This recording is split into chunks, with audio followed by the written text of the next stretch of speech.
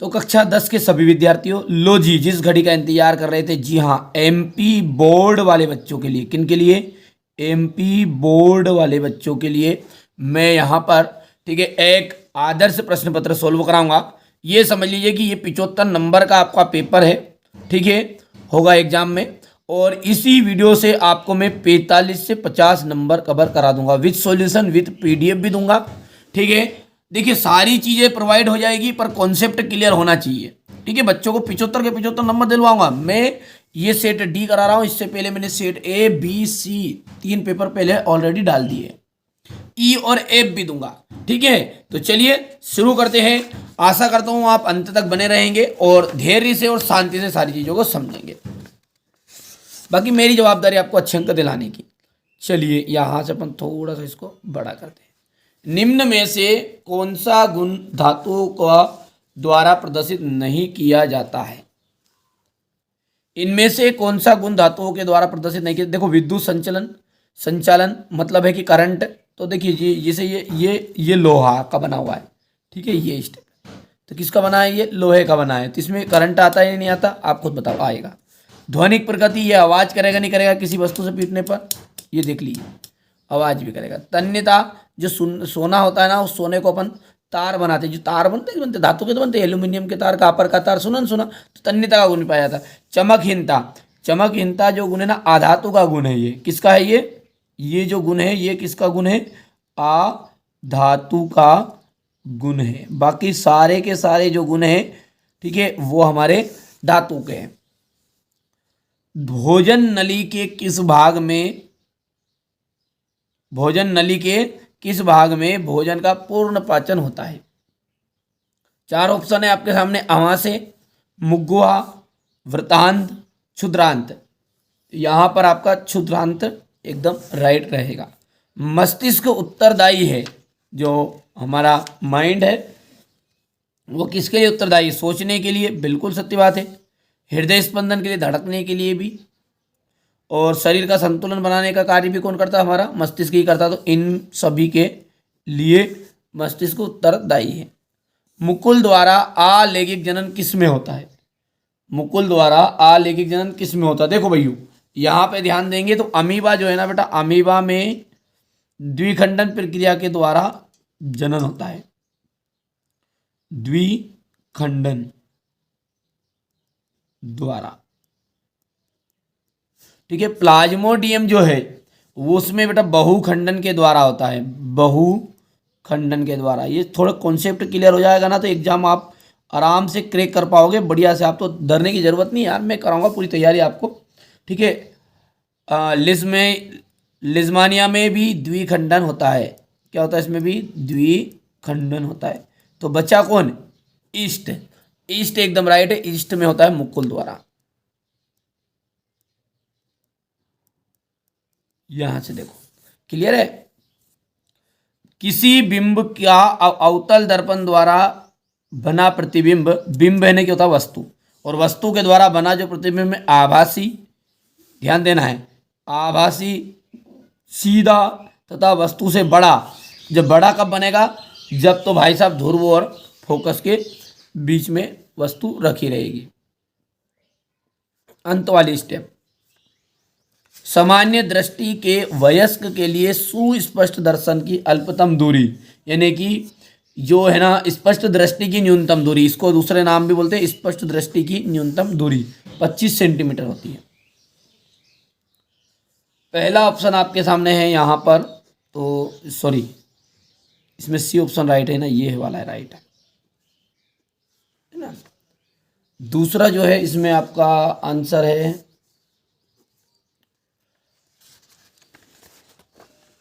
ठीक है, तीसरे के अंतर आ जाएगा आपका ऑल ऑफ दिस।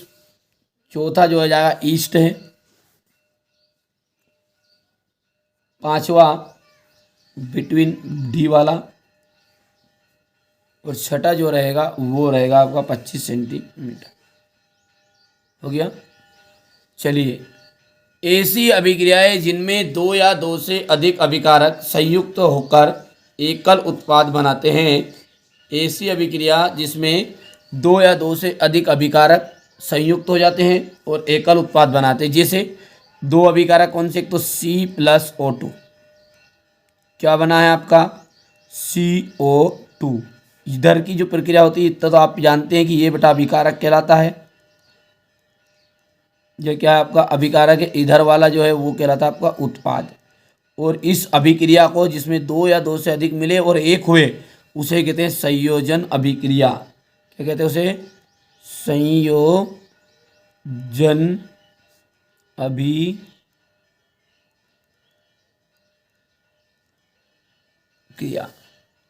ठीक है। आघात वर्धनीयता एवं तन्यता, देखिए भैया आघात वर्धनीयता का गुण यानी कि किसी वस्तु को ठोकोगे ठीक है, तो वो चीज़ें क्या हो जाएगी, चादर के समान फैल जाएगी। जैसे अपनी चद्दर हो गई, ठीक है, चद्दर भी अपनी लोहे की बनी हुई है ना, तो किसको, लोहे को पीट पीट के तो बनाया है। तो जो वस्तुएं पीटने पर ठीक है चादर के समान फैल जाती है उसे अपन उसके धातु के इस गुण को क्या कहते हैं, आघात वर्धनीयता कहते हैं। और तन्यता, जब धातुओं को खींचा जाता है तो पतले तार के रूप में बदल जाती है, धातु के इस गुण को कहते हैं तन्यता। ठीक है, पतले तार के रूप में बदलेगी तो इस गुण को कहेंगे अपन तन्यता। किसका गुण है, सीधी सी बात है, मैंने अभी परिभाषा में तो बताया है, धातुओं का प्रमुख गुण है। तो यहाँ पर अपन जगह मेटल का गुण है, रहेगा ध्यान।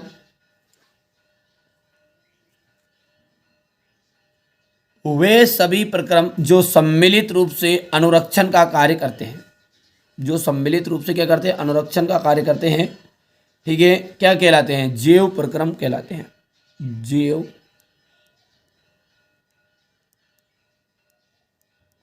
प्रक्रम कहलाते हैं, याद रहेगा।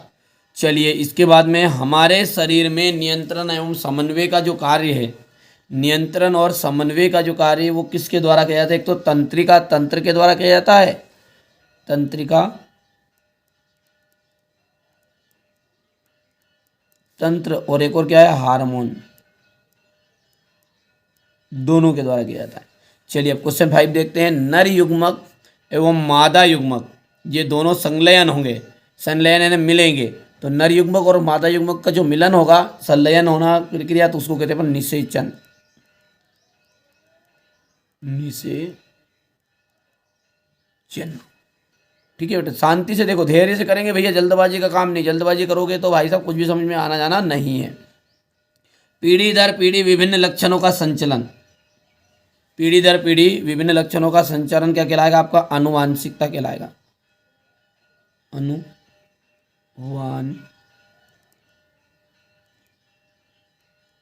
आनुवांशिकता कहलाता है।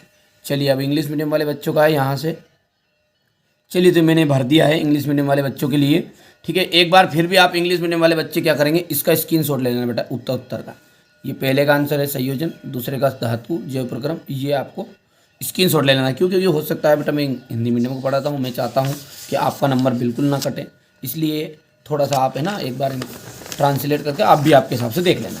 ठीक है, बाकी मैंने कोशिश की है, थोड़ी बहुत स्पेलिंग में मिस्टेक हो जाए इसलिए थोड़ा सा आप भी देख लीजिएगा एक बार। ठीक है, हो गया, क्वेश्चन यही है, क्वेश्चन की करने की जरूरत नहीं। प्रतिरोधकता का मात्रक, प्रतिरोधकता का मात्रक क्या है, ओम मीटर, ये आपका पहला हो गया है। दूसरा है अपसारी दर्पण, देखो 4 चीज़ें बताऊंगा, ध्यान रखना है ना। देखिए दर्पण में आपका एक तो होता है अभिसारी दर्पण, अभिसारी, ठीक है। तो यदि हम दर्पण की बात करेंगे तो बेटा दर्पण में अभिसारी दर्पण, चलो लिख देते हैं, ठीक है, अभिसारी दर्पण, अभिसारी जो दर्पण है वो रहेगा आपका उत्तल दर्पण की अवतल दर्पण, तो अवतल दर्पण रहेगा अभिसारी, अवतल दर्पण, याद रखना बहुत ही चीज़ें, एक चीज़ आएगी इसमें से ना, अवतल दर्पण। यदि किसी ने पूछा अपसारी, अपसारी दर्पण, तो ये हो जाएगा आपका उत्तल दर्पण। ठीक है, तो इसका ठीक विपरीत रहता लेंस में। तो लेंस में यदि मैं कहूं कि अभिसारी लेंस, ध्यान रखना कंफ्यूज होता है, कंफ्यूजन करने के लिए ही देता वो एग्जाम में, अभिसारी लेंस।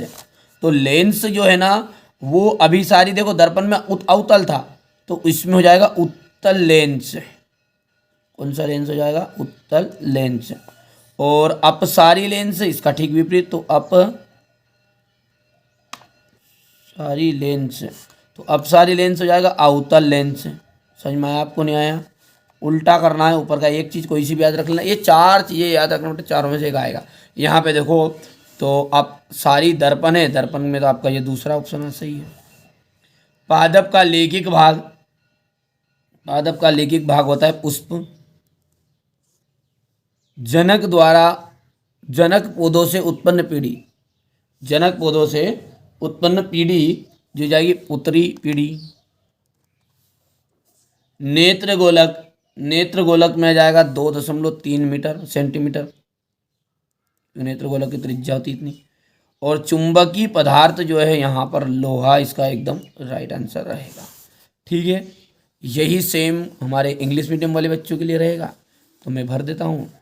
पहला जो था अपना, पहले का आपका मिलान था ओम मीटर, दूसरे का आपका देखिए बेटा, इसको कर लेना आपको ना, तो ये पहला, दूसरा, ये आपका चौथा रहेगा, ये आपका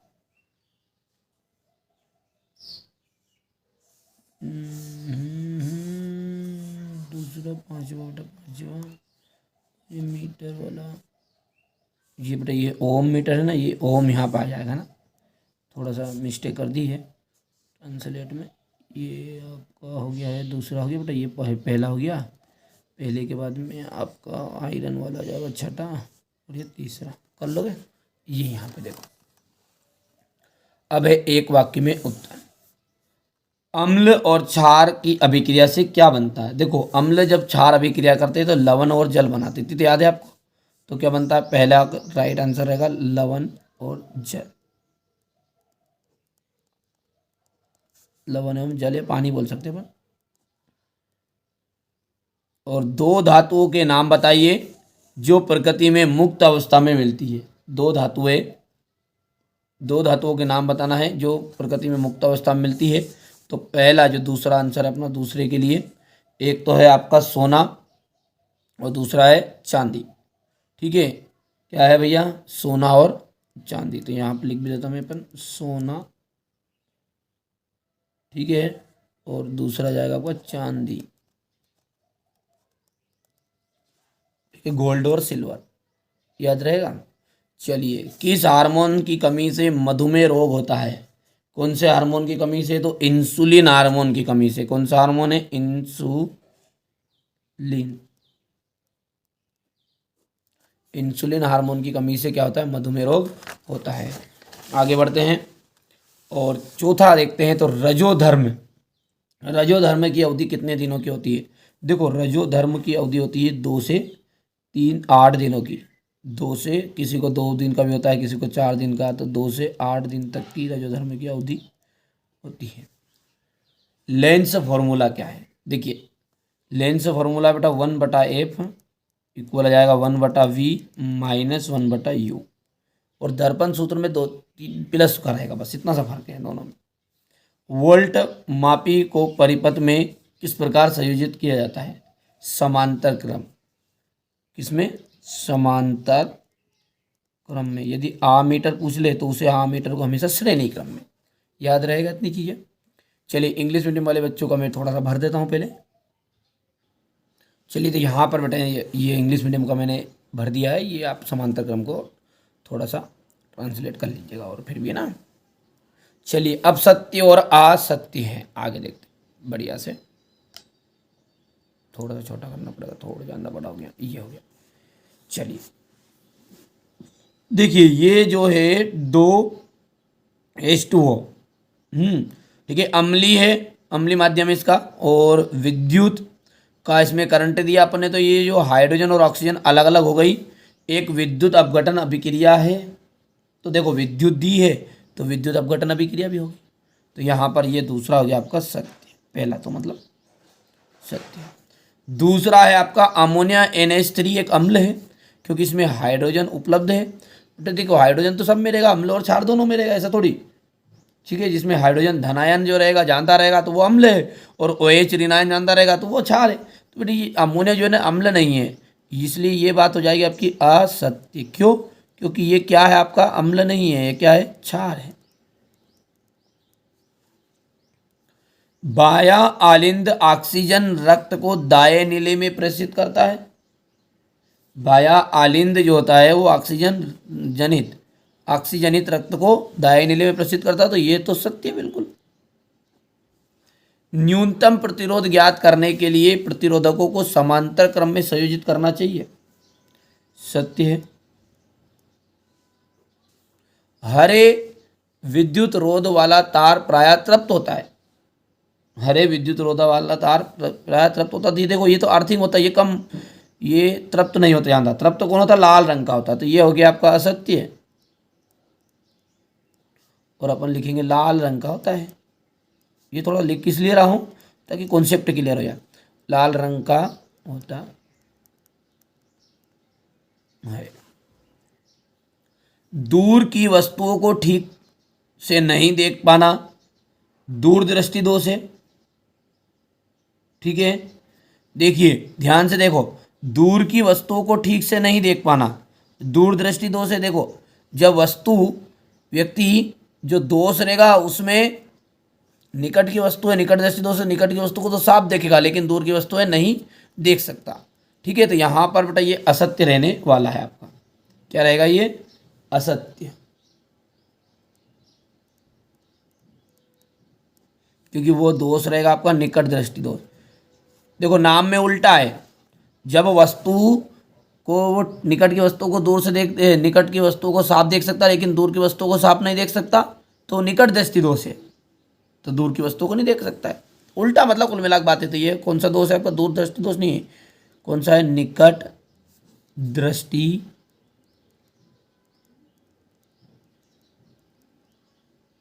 दोष है। ठीक है भैया, याद रहेगा मेरे भैया। चलो वो जितनी भी हमारी मैया, चलिए यहाँ से देखेंगे। ये आपका रहेगा ट्रू, दूसरा रहने वाला है फॉल्स, तीसरा भी आपका ट्रू रहेगा, चौथा ट्रू है, पांचवा नंबर जो है वो उसका फॉल्स रहेगा, छठा जो रहने वाला है वो आपका फॉल्स रहेगा। हे राम रे सबसे बड़ा रे तेरो नाम बोल, वाली ऊँचे मंदिरों वाली बिगड़ी बना दे मेरी माँ। चलिए यहाँ पे देखिएगा आप, क्वेश्चन नंबर जो है आपका 6 है, वो है द्विविस्थापन अभिक्रिया। ठीक है ना, इसकी पूरी PDF भी आपको दूंगा, इससे कोई घबराने की ज़रूरत नहीं है। ठीक है, थोड़ा सा मैं आपको बता ही देता हूँ शुरुआत में। पहला प्रश्न क्या है हमारा, थोड़ा सा निकालना पड़ेगा। ये देखिए हो गया, क्वेश्चन नंबर 6 देख लिया आपने। 7 देख लिया, वायु में जलाने से पूर्व मैग्नीशियम रिबन को साफ क्यों किया जाता है। ये रहा आपके सामने सेट डी। और यहाँ पर देखिए विस्थापन अभिक्रिया किसे कहते हैं, ये हो गया। इसके बाद वायु से जलाने से पूर्व मैग्नीशियम रिबन को साफ क्यों किया जाता है। ठीक है ना, इसके बाद में ये इसके अथवा वाला रहेगा, यहाँ से कारण बताओ वाला हो गया। ये देखिएगा इलेक्ट्रॉन, मेथेन की इलेक्ट्रॉन बिंदु संरचना, एथीन की ये संरक्षण संचालन के सुरक्षा के तरीके, ये सारे नोट्स की PDF भी मैं आपको प्रोवाइड कर दूँ, कोई घबराने की ज़रूरत नहीं। पहले यहाँ से क्वेश्चन देखो। ठीक है, क्योंकि हमारे इंग्लिश मीडियम वाले बच्चे क्या करेंगे, हिंदी मीडियम वाले तो भैया तो ऐसा थोड़ी, मैं सभी बच्चे मेरे एक सार हैं। ठीक है, सभी बच्चों को मैं साथ में लेके चलता हूँ, पर कारण ये थोड़ा सा मेरी थोड़ी इंग्लिश में वीक हूँ यार, है ना, तो इस कारण से थोड़ा सा मैं इंग्लिश में कर देता हूँ कपड़ सपड़, तो उसको नज़रअंदाज करिए बेटा, थोड़ा सा सही कर लेना, क्वेश्चन आएंगे पर, है ना। ये प्लेटिनम सोना चांदी का उपयोग आभूषण बनाने के लिए किया जाता है। सोडियम पोटेशियम लिथियम को तेल के अंदर संग्रहित किया जाता है। संचालन के सुरक्षा के तरीके, मीथेन और इथेन की इलेक्ट्रॉन बिंदु संरचना बनता नहीं है। सहसंयोजी आबंध क्या है, कार्बनिक यौगिकों के मध्य किस प्रकार का आबंध पाया जाता है। प्रकाश संश्लेषण को समीकरण से समझाइए। प्रकाश संश्लेषण के लिए पत्तियों की क्या विशेषता होनी चाहिए। अमीबा में द्विखंडन प्रक्रिया का आरेख दीजिएगा। द्विखंडन बहुखंडन से किस प्रकार भिन्न है। चलिए मेंडल ने के स्वतंत्र अपव्ययन का नियम बताइए। आनुवांशिकता क्या है उस लेंस की फोकस दूरी ज्ञात कीजिए। ठीक है, उस लेंस की फोकस दूरी ज्ञात कीजिए जिसकी क्षमता यानी कि लेंस क्षमता जो -2 डायोप्टर है। हम वाहनों में उत्तल दर्पण को पश्च दृश्य दर्पण के रूप में विविधता क्यों देते हैं? अभिसारी लेंस किसे कहते हैं? ये देख लीजिएगा। आयताकार कांच के गुटके में प्रकाश के अपवर्तन का आरेख खींचिए। 1 वोल्ट विभव से आप क्या समझते हैं? योग्य इतना। चलिए इसके बाद में अपन देखते हैं विद्युत धारा परिपथों का उपयोग में लाते समय क्या क्या सावधानी बरतनी चाहिए। दक्षिण हस्ते अंगुष्ठ का नियम। आलेखिक जनन किसे कहते हैं कि में लेखिक जनन में अंतर। अनुदैर्घ्य काट का नामन के चित्र है। शाकाहारी से आप क्या समझते हैं? जैविक घटक क्या है? कार्य के आधार पर जैविक घटकों का वर्णन करना है। यहाँ से देखिए संतुलित समीकरण बनाना है इनका आपको। क्वेश्चन नंबर 18 का उष्मा क्षेपी और उष्मा शोषीय विक्रिया को उदाहरण से ही समझाना है। जाइलम और फ्लोएम में अंतर हो गया। क्वेश्चन नंबर 20 की हम बात करें तो कोलाइडी विलयन में प्रकाश के प्रकीर्णन का किरण आरेख खींचना है। मानव नेत्र का नामांकित चित्र हो गया। ये क्वेश्चन नंबर 21 हो गया है। अम्ल की, देखिए अम्ल की 4 विशेषताएं बतानी है आपको। हो गया, अम्ल की 4 विशेषताएं बतानी है। इसके बाद में यहाँ पर अपन देखेंगे क्वेश्चन नंबर 22 को। तो ये देखिए हाइड्रा में लैंगिक अलैंगिक जनन में मुकुलन की प्रक्रिया को 3 चरणों का सही क्रम दर्शाने वाला आरेख खींचना है। गर्भनिरोधक की विभिन्न विधियाँ है। हेक्सेन के सभी समावयवी संरचना सूत्र देने हैं। यहाँ से क्वेश्चन नंबर 23 देख सकते हैं आप। और प्रकाश संश्लेषण की क्रिया का समीकरण सहित वर्णन करना है। ठीक है, तो ये पेपर आपको है ना, एक ही पेपर आपको 45 से 50 नंबर पक्का करा देगा। इसकी जवाबदारी मेरी। पीडीएफ के लिए क्या करना है बच्चों?